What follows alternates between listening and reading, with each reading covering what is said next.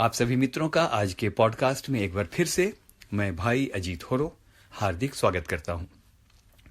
मित्रों, आज के मनन में हम जीवन के कुछ व्यावहारिक या प्रैक्टिकल पहलू पर बात करेंगे। सबसे पहले तो क्षमा चाहता हूं कि आज विलंब से संदेश पोस्ट कर रहा हूं, लेकिन मैं आशा करता हूं आज के मनन के द्वारा आपको आशीष मिलेगी। तो आज हम विचार करेंगे इब्रानियों 12 और उसके 11वें पद पर।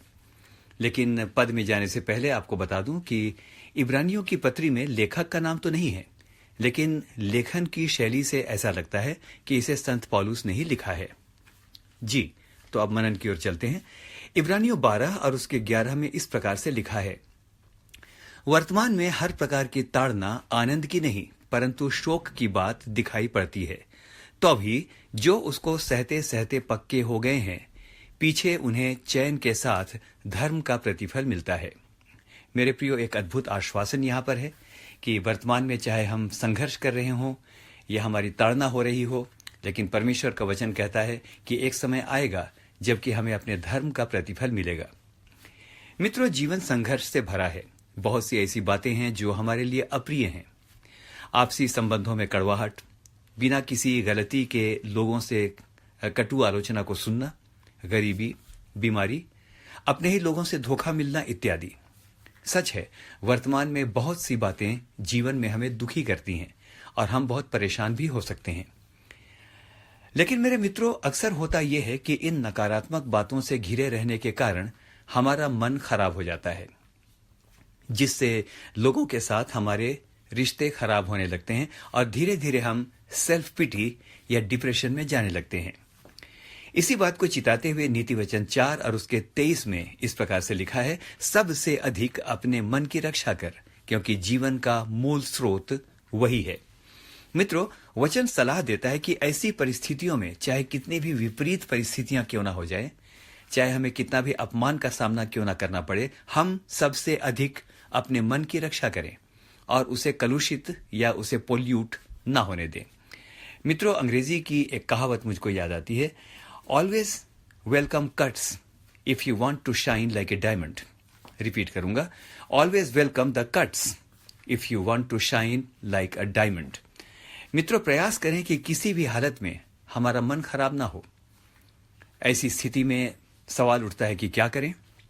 तो मैं सलाह देना चाहूंगा बड़ी विनम्रता के साथ कि सबसे अच्छा है, चाहे परिस्थिति कुछ भी होती रहे, निरंतर वचन को सुनते रहना या आत्मिक गीतों को गाते रहना, गुनगुनाते रहना। इफिसियों 5 और उसके 19 में वचन हमें इस प्रकार से सलाह देता है, और आपस में भजन और स्तुति गान और आत्मिक गीत गाया करो और अपने अपने मन में प्रभु के सामने गाते और कीर्तन करते रहो। मित्रों, एक बात नोट कीजिएगा, बड़ी दिलचस्प बात है, मैंने भी हाल में ही नोट की, और वो है कि दाऊद ने अपने जीवन में सबसे अधिक भजन तब लिखे जब वो कठिन परिस्थितियों से गुजर रहा था। सबसे अधिक भजन उसने अपने जीवन में तब गाए जब वो अपने जीवन में विपरीत परिस्थितियों से गुजर रहा था और शत्रुओं से वो घिरा हुआ था। एक उदाहरण और आपको दूं, प्रेरितों के काम की पुस्तक में इस बात का विवरण हमें मिलता है। पौलुस और सीलास जब गीत गा रहे थे तो वे किसी भव्य कार्यक्रम के मंच पर नहीं थे, लेकिन बेहद अपमानजनक अवस्था में बंदीगृह में थे। उनके हाथ पांव काठ में ठोक दिए गए थे, लेकिन मित्रों, उनके गाने से, उनकी स्तुति और भजन करने से लिखा है कि बंदीगृह की नेव हिल गई और सभी कैदी आजाद हो गए। आप कह सकते हैं मित्रों कि ब्रदर, ये संभव कैसे है कि विपरीत हालातों में भी हम वचन सुने या गीत सुने? मित्रों, मैं एक उदाहरण देता हूं। हमें दवाई भी खानी पड़ती है ना, मन हो या ना हो। तो मैं कहना चाहूंगा कि कुढ़ते रहकर अपना अभिषेक खोने से कहीं ज्यादा उत्तम है कि हम वचन को सुनते रहें और अच्छी संगति करें, और विश्वास करें, वचन को सुनने से हम अंश अंश करके नई सृष्टि बनते चले जाते हैं।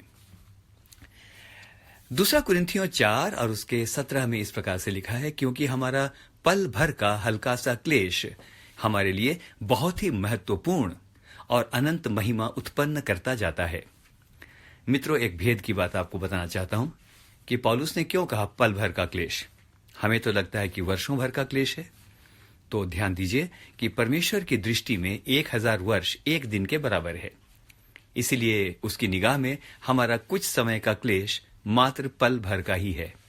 तो आज के दिन कहना चाहूंगा, अपने कैलेंडर के हिसाब से मत सोचिए, लेकिन परमेश्वर के अनंत कैलेंडर के हिसाब से सोचिए कि जो भी क्लेश है वो पल भर का है। अब परमेश्वर बहुत जल्दी हम में से हर एक को आशीष देगा। कुछ और आगे चलते हैं। एक घटना आपके साथ शेयर करना चाहूंगा। एक बार एक दार्शनिक से किसी ने कहा, रिपीट करूंगा, एक बार किसी ने एक दार्शनिक से कहा, कुछ ऐसा लिखो कि उसे पढ़कर मैं दुख के दिनों में आनंदित हो जाऊं और खुशी के दिनों में गंभीरता से विचार करूं। रिपीट करूं, कुछ ऐसा लिखो कि उसे पढ़कर मैं दुख के दिनों में खुश हो जाऊं और खुशी के दिनों में गंभीरता से विचार करूं। उस दार्शनिक ने कुछ दिनों के बाद उसे बुलाया और एक लिफाफा उसे देकर कहा, इसे अपने दुख और सुख के दिनों में पढ़ना। मित्रों, कुछ समय बाद उस व्यक्ति को व्यापार में जबरदस्त घाटा हुआ और वो दिवालिया हो गया। उसे वो लिफाफा याद आया। उसने तुरंत वो लिफाफा खोला।